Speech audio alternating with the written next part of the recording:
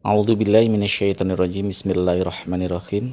Raditu billahi robba wa bil islami dina wa bi Muhammadin nabiyya wa rasula rabbi zidni ilma warzuqni fama amin ya rabbal alamin. Rabbi israh li sadri wa yassir li amri wahlul 'uqdatam min lisani yafqahu qawli. Assalamualaikum warahmatullahi wabarakatuh. Terima kasih kepada para subscriber dari Farhan Faruk Channel masih setia di channel saya. Kali ini saya akan membahas sebuah topik yang lagi trending di Twitter maupun di Instagram, yaitu tentang pernyataan dari Menteri Agama, ya, Menteri Agama Bapak Yakut, ya. Ternyata pernyataan beliau tentang pembatasan suara azan menimbulkan sebuah kontroversi. Ya, menimbulkan sebuah kontroversi yang menurut saya sebenarnya dari sisi peraturannya bagus. Saya pernah berkomentar ini di channelnya Bang Julius, ya. Waktu itu saya jadi narasumber. Saya setuju dengan peraturan seperti itu, pembatasan dari suara azan, ya, 10 menit sebelumnya. Tapi yang paling menyakitkan umat Islam adalah ketika pernyataan berikutnya dari Menteri Agama Bapak Yakut ini yang menyamakan suara azan itu bisingnya sama dengan suara anjing. Nah, ini yang sangat menyakiti. Sebagai seorang pejabat publik, harusnya dia memilih diksi yang lebih bisa diterima oleh masyarakat umum. Diksi yang bisa kita pahami sebagai sebuah kesopanan. Bukan diksi yang bahkan menimbulkan sebuah kontroversi, ya, yang akhirnya memantik amarah. Saya tidak tahu dengan pejabat-pejabat kita saat ini sering mengeluarkan sebuah statement yang sangat kontroversi, statement yang sangat yang sangat memantik amarah, memantik sebuah ambigu di sana sehingga multitafsir, sehingga ada gejolak di tengah masyarakat. Apa sebenarnya yang dicari dari pernyataan-pernyataan seperti itu? Apakah kekurangan literatur untuk mengkomparasi suara azan, ya, berapa desibel itu dengan suara yang lain, bukan suara gonggongan anjing? Oke, saya bisa menangkap substansi dari apa yang di pernyataan dari Bapak Yakut ini, Menteri Agama ini. Tapi apakah tidak ada pilihan-pilihan terminologi lain selain dengan anjing? Atau dibandingkan dengan suara deru pesawat, atau dibandingkan dengan suara mobil, atau dibandingkan, saya baca dari kajian Gus Bah, dibandingkan dengan suara hujan. Ini kan lebih arif gitu loh, ya, lebih bisa diterima oleh masyarakat. Bagaimana mungkin suara azan dikomparasikan, diperbandingkan dengan suara anjing, gonggongan anjing? Saya tidak paham gitu. Logika saya tidak nyampe.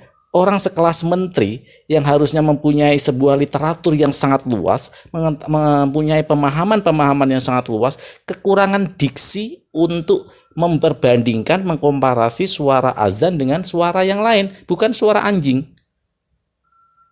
Jadi kehilangan konteks, peraturan yang sebenarnya bagus sehingga kehilangan konteks. Gimana mau dapat dukungan dari umat Islam kalau secara pernyataan aja menimbulkan kontroversi di tengah-tengah masyarakat Islam? Ini yang harus kita cermati. Apa sih sebenarnya tujuan mereka itu? Saya yakin sekelas Menteri Agama harusnya mempunyai sebuah literatur yang banyak, mempunyai pengetahuan yang luas dalam pernyataan-pernyataan, karena sebagai pejabat publik dia tentu terus akan berkomunikasi dengan masyarakat.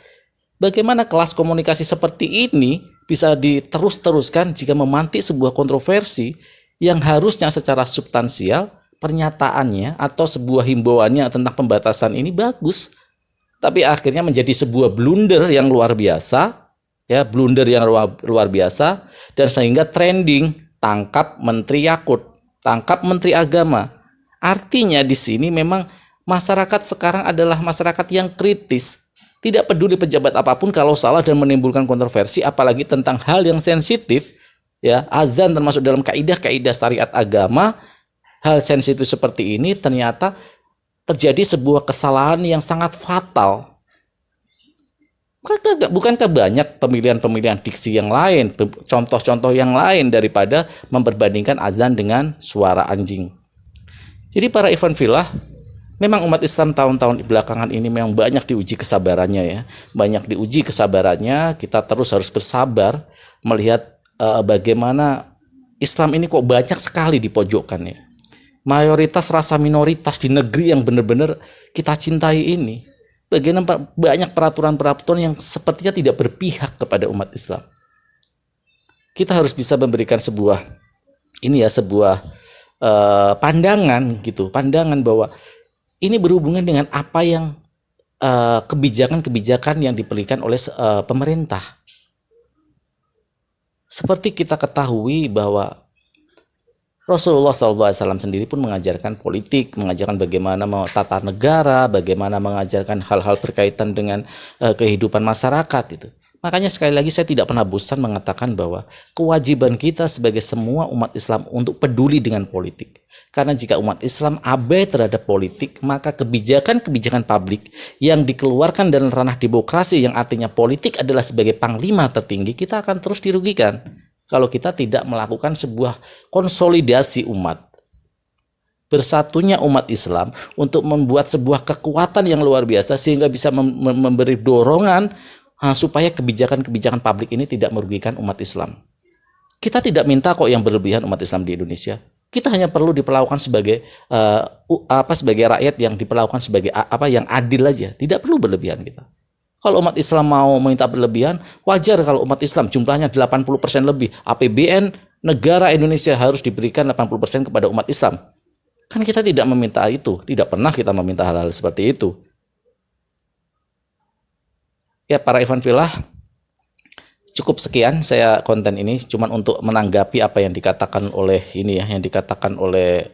Menteri Agama kita ya, Bapak Yakut ini, supaya hati-hatilah dalam memberikan sebuah pernyataan-pernyataan. Sekelas Menteri Agama harusnya lebih pintar, lebih piawai dalam komunikasi publik. Karena jabatan publik, dia akan banyak berkomunikasi dengan pihak publik dan harusnya dia lebih pintar dan lebih piawai bagaimana mengatur, mengambil diksi-diksi, terminologi, literatur-literatur yang lebih luas. Jadi tidak menyakiti salah satu pihak. Demikian para ikhwan fillah, terima kasih masih setia di channel saya, Farhan Faruk Channel. Semoga channel ini bisa memberikan keberkahan buat kita semua, bisa memberikan ladang ilmu buat kita semua. Sama-sama kita saling-saling belajar dalam menegakkan din Allah. A'udzubillahi minasyaitonirrajim. Bismillahirrahmanirrahim. Wal asyri innal insana lafi khusrin illa ladzina amanu wa amilus solihati wa tawassaw bil haqqi wa tawassaw bis sabr. Raditu billahi robba wa bil islami dina wa bi Muhammadin nabiyya wa rasula. Rabbi zidni ilma warzuqni fama. Amin ya rabbal alamin. Wabil taufiq wal hidayah. Wassalamualaikum warahmatullahi wabarakatuh.